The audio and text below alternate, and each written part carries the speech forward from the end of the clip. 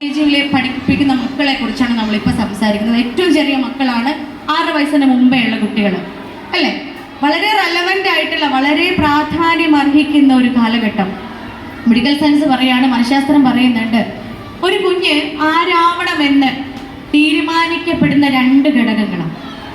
ഈ 2 ഘടകങ്ങളിലുള്ള ഈ 2 ഘടകങ്ങളുടെയും പൂർണ്ണ വളർച്ച എത്തുന്നത്, അല്ലെങ്കിൽ കുട്ടികളുടെ തലച്ചോറിൻ്റെ പൂർണ്ണ വളർച്ച എത്തുന്നത് 7 വയസ്സ് വരെയാണ്. 7 വയസ്സാകുമ്പോൾ തന്നെ തലച്ചോറ് വളർച്ച പൂർത്തിയാകും. ഈ 7 വയസ്സ് കഴിഞ്ഞാൽ പിന്നെ ഈ വളർന്ന തലച്ചോറിൻ്റെ ഡെവലപ്മെൻറ്റാണ് സംഭവിക്കുന്നത്.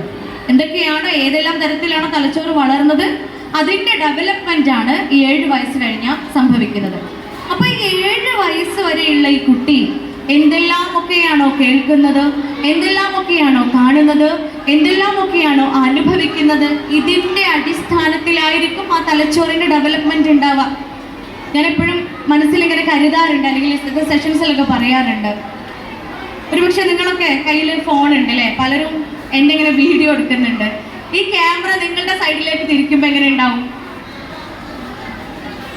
ഹലോ, ഈ ക്യാമറ ഇങ്ങനെ നിങ്ങളുടെ കരികിലേക്ക് വരാമെന്ന് വിചാരിക്കുക. അപ്പൊ നമ്മൾ എന്ത് ചെയ്യും? എന്ത് ചെയ്യും? ഇല്ലേ, തട്ടൊക്കെ ഒന്ന് മൊഞ്ചാക്കി, അല്ലെങ്കിൽ മുടിയൊക്കെ ഒന്ന് ശരിയാക്കി, കൊട്ടൊക്കെ ശരിക്കും ഒന്ന് സ്ഥലത്ത് തന്നെ ഇല്ലേ എന്നൊക്കെ ഒന്ന് തൊട്ട് നോക്കി, ഷോളൊക്കെ അതിൻ്റെ കറക്റ്റ് സ്ഥലത്തുണ്ടോ എന്നൊക്കെ നോക്കും. കാരണം എന്താ, നാളെ ഒരുപക്ഷെ നിങ്ങളുടെ സ്കൂൾ ഗ്രൂപ്പിൽ വീഡിയോ വരുമ്പോൾ അല്ലെങ്കിൽ ഫോട്ടോ വരുമ്പോൾ നമ്മളെ മാത്രം സൂം ചെയ്ത് നോക്കൂല്ലേ? ഞാൻ മാത്രമേ ഉള്ളൂ അങ്ങനെ? ഞാൻ എന്നെയാണ് ആദ്യം സൂം ചെയ്ത് നോക്കും. നിങ്ങളൊക്കെയോ? എല്ലാവരും നമ്മളെ മാത്രം സൂം ചെയ്ത് നോക്കും. നമ്മൾ ഓക്കെ ആണെങ്കിൽ ഉടനെ ഫോർവേഡ് ചെയ്യും അടുത്ത ഗ്രൂപ്പിലേക്ക്. ഒരുപക്ഷെ അപ്പുറപ്പുറം ഇരിക്കുന്ന ആളുടെ മുഖം ഒട്ടും ഭംഗിയിലാവില്ല ഉണ്ടാവുക. എന്നാലും നമ്മളെ മാത്രം നോക്കിയിട്ട് അത് പെർഫെക്റ്റ് ആണെന്ന് മനസ്സിലാക്കി അത് ഫോർവേഡ് ചെയ്യും. അതുകൊണ്ട് തന്നെ ഈ ക്യാമറകൾ നമുക്ക് മുൻപിൽ വരുമ്പോൾ നമ്മൾ ഏറ്റവും മൊഞ്ചായിട്ട് അതിൻ്റെ മുമ്പിൽ നിൽക്കാൻ ശ്രമിക്കുന്നത് പോലെ നമ്മളൊക്കെ നമ്മുടെ വീട്ടിൽ ഓരോ ക്യാമറയുടെ മുമ്പിലാണ് നിൽക്കുന്നത്. ഞാൻ 3 ക്യാമറയുടെ മുമ്പിൽ ജീവിക്കുന്ന ആളാണ്. 3 ക്യാമറയുടെ മുമ്പിൽ 6ാം ക്ലാസ് പഠിക്കുന്ന ഒരു ക്യാമറയും, 5ാം ക്ലാസ് പഠിക്കുന്ന ഒരു ക്യാമറയും, UKG പഠിക്കുന്ന ഒരു ക്യാമറയും. അപ്പം നിങ്ങൾക്കൊക്കെ കിട്ടിയല്ലോ അല്ലേ? നിങ്ങളൊക്കെ എത്ര ക്യാമറയുടെ മുമ്പിലാണ് ജീവിക്കുന്നതെന്ന്. ഈ ക്യാമറകൾക്ക് ഒരു പ്രത്യേകത ഉണ്ട്. ഈ 3 ക്യാമറകൾക്കും അവരെന്നെ ഇങ്ങനെ ഒപ്പിയെടുത്തോണ്ടിരിക്കുകയാണ്. അവരെൻ്റെ വീഡിയോ എടുത്തോണ്ടിരിക്കുകയാണ്. ആ വീഡിയോ അവരുടെ ജീവിതത്തിലൂടെ നാളെ എൻ്റെ മുൻപിൽ പ്രദർശിപ്പിക്കപ്പെടും. നാളെ ഞാനാകുന്ന ഗ്രൂപ്പിൽ അവരുടെ ജീവിതത്തിലൂടെ ആ വീഡിയോ എൻ്റെ മുൻപിൽ പ്രദർശിപ്പിക്കപ്പെടുമ്പോൾ ഒരു പക്ഷേ ഇന്നത്തെ പോലെ നമുക്ക് എഡിറ്റ് ചെയ്ത് ഫിൽറ്ററൊക്കെ കൊടുത്ത് മൊഞ്ചാക്കാനുള്ള അവസരം ഉണ്ടായിക്കൊള്ളുന്നില്ല. നമ്മൾ നാളെ ഗ്രൂപ്പിൽ വരുന്ന വീഡിയോ നമുക്കൊന്ന് എഡിറ്റ് ചെയ്യാം അല്ലേ? ഫിൽറ്ററൊക്കെ ഇട്ട് അല്ലേ, വിവിഡോ, അങ്ങനെ കുറേ ഫിൽറ്റേഴ്സ് ഒക്കെ ഉണ്ടല്ലോ. അതൊക്കെ ഇട്ടിട്ടൊന്ന് മൊഞ്ചാക്കിയിട്ട് നമുക്ക് എന്ത് ചെയ്യാം, ആ വീഡിയോയെ ഫോർവേഡ് ചെയ്യാം. പക്ഷേ മക്കളുടെ ജീവിതത്തിലൂടെ നമുക്ക് മുൻപിൽ പ്രദർശിപ്പിക്കാൻ പോകുന്ന ആ വീഡിയോസ് ഉണ്ടല്ലോ, അവരുടെ ജീവിതമാകുന്ന ആ വീഡിയോ, അതൊരിക്കലും എഡിറ്റ് ചെയ്യുവാനോ മൊഞ്ചാക്കുവാനോ ഉള്ള അവസരം നമുക്ക് കിട്ടൂല. കാരണം സേവ്ഡാണ്, അത് ഓൾറെഡി സേവ്ഡാണ്. അപ്പം അതുകൊണ്ട് എന്ത് ചെയ്യണം? ഇത് റെക്കോർഡ് ചെയ്യുന്ന സമയത്ത് തന്നെ, റെക്കോർഡ് ചെയ്യുന്ന അതേ നിമിഷത്തിൽ തന്നെ ഏറ്റവും മൊഞ്ചായിട്ട് അതിൻ്റെ മുമ്പിൽ നിന്നൊടുക്കുക, ഏറ്റവും നല്ല രീതിയിൽ അതിൻ്റെ മുമ്പിൽ നിന്നൊടുക്കുക. അത് നമ്മൾ എന്ത് വേണം? പാരൻറ്റിങ് മനോഹരമാക്കണം. അപ്പോൾ 7 വയസ്സ് വരെ മാത്രം വളരുന്ന ഈ മക്കളുടെ തലച്ചോറ്, പക്ഷെ 7 വയസ്സ് വരെ അല്ല പാരൻറ്റിങ് നിലനിൽക്കുന്നത്.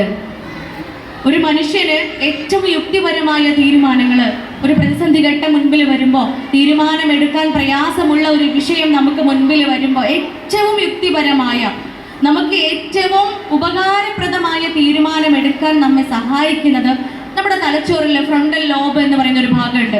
തലച്ചോറിൻ്റെ ഏറ്റവും മുൻപിലുള്ള, നെറ്റിയുടെ പുറകിലുള്ള ഒരു ഭാഗം. ഈ ഫ്രണ്ടൽ ലോബാണ് ഏറ്റവും നല്ല തീരുമാനങ്ങൾ എടുക്കാൻ നമ്മെ സഹായിക്കുന്നത്. തീരുമാനങ്ങളൊക്കെ അവിടെ നിന്നാണ് എടുക്കപ്പെടുന്നത്. തീരുമാനങ്ങളൊക്കെ നമ്മുടെ മനസ്സിലേക്ക് വരുന്ന അവിടെ നിന്നാണ്. അപ്പോൾ ഈ ഭാഗത്തിൻ്റെ വളർച്ച പൂർത്തിയാകുന്നത് 19നും 23 വയസ്സിനും ഇടയിലാണ്. 19 വയസ്സിനും 23 വയസ്സിനും ഇടയിലാണ് ഈ ഭാഗത്തിൻ്റെ വളർച്ച പൂർത്തിയാകുന്നത്. അതുകൊണ്ട് തന്നെ 23 വയസ്സാവുന്നത് വരെ, അല്ലെങ്കിൽ അഡോളസൻ പീരീഡ് കഴിയുന്ന സമയമാവുന്നത് വരെ നമ്മൾ മക്കളുടെ മുൻപിൽ എന്ത് ചെയ്യുന്നു, അവരെ എന്തെല്ലാം കേൾപ്പിക്കുന്നു, അവരെ എന്തെല്ലാം അനുഭവിപ്പിക്കുന്നു എന്ന കാര്യം വളരെ പ്രധാനപ്പെട്ട ഒന്നാണ്. അത് അതുവരെ എത്ര മനോഹരമായിട്ട് നമുക്ക് പാരന്റിങ് കൊടുക്കാൻ പറ്റും എന്നതിന് പലപ്പോഴും എൻ്റെ ക്ലിനിക്കൽ അനുഭവങ്ങളിൽ നിന്നും എനിക്ക് തോന്നാറുള്ളൊരു കാര്യമുണ്ട്.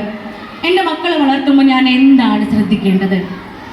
ആദ്യത്തെ കാര്യം, എൻ്റെ മക്കൾക്ക് ഏറ്റവും നല്ല റോൾ മോഡലാവുക. നമ്മുടെ കുഞ്ഞുങ്ങൾക്ക് ഏറ്റവും നല്ല റോൾ മോഡലാവുക. അപ്പം എന്നോടും നിങ്ങളോടും കൂടെ ഒരു ചോദ്യമാണ്, എൻ്റെ കുട്ടി എന്നെപ്പോലെയാവണമെന്ന് ആഗ്രഹിക്കുന്ന എത്ര ആളുകളുണ്ട്? നിങ്ങളെ നമ്മളെ കുട്ടിയെ നമ്മളെപ്പോലെയാവണമെന്ന് ആഗ്രഹിക്കുന്ന എത്ര ആൾക്കാരുണ്ട്? 3 4 തമ്പുരാനെ 5 ആളുള്ളൂ. ബാക്കിയുള്ളവർക്കൊക്കെ പിന്നെ ആരെ പോലെ ആവേണ്ടത്? അയൽപക്കത്തെ കാക്കാനെ പോലെ ആയിട്ട് കാര്യമുണ്ടോ? അല്ലെങ്കിൽ മറ്റോളെ പോലെ ആയിട്ട് കാര്യമുണ്ടോ? അതാവണമേ നമ്മൾ വിചാരിച്ചിട്ട് ഒരു കാര്യമില്ല. നമ്മളെ കുട്ടികൾ ആരെ പോലെ ആവുള്ളൂ? നമ്മളെ പോലെ ആവുള്ളൂ. വേറെ ഒന്നും നമ്മൾ മനസ്സിൽ കരുതിയിട്ട് കാര്യമില്ല.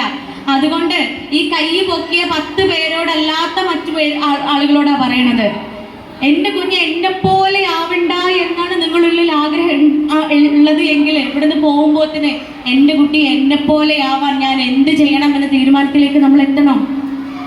എൻ്റെ കുട്ടി എന്നെ പോലെ ആവാൻ ഞാൻ എന്ത് ചെയ്യണം?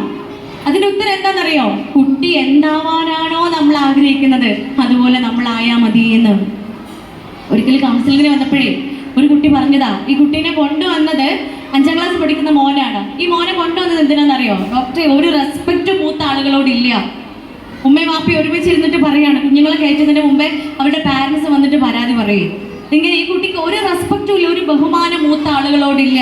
അവൻ്റെ വാക്കുകൾ കേട്ട് നമ്മൾ നാണം കെട്ടും ഡോക്ടറെ, ഓനെ കൊണ്ടൊരു സ്ഥലത്തേക്കും പോകാൻ പറ്റില്ല എന്ന്.